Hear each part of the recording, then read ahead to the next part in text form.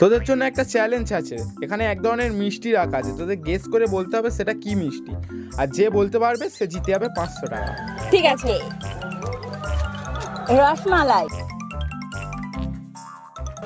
পান্তুয়া, ক্ষীরকদম, চমচম, মিহিদানা, বোঁদে,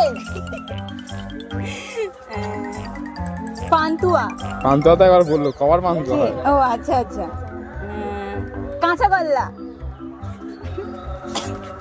জিলিপি, রাবড়ি,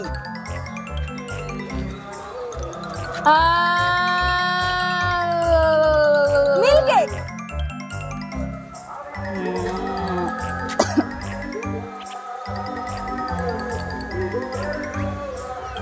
দই, ওটাও তো মিষ্টি, সন্দেশ। বাঙালির সব থেকে সহজ আর প্রিয় মিষ্টি, তোরা এখনো সেটাই বলতে পারলি না। রসগোল্লা, রসগোল্লা। দুর্ভাগ্যবশত 500 টাকা দিয়ে দিতে হচ্ছে।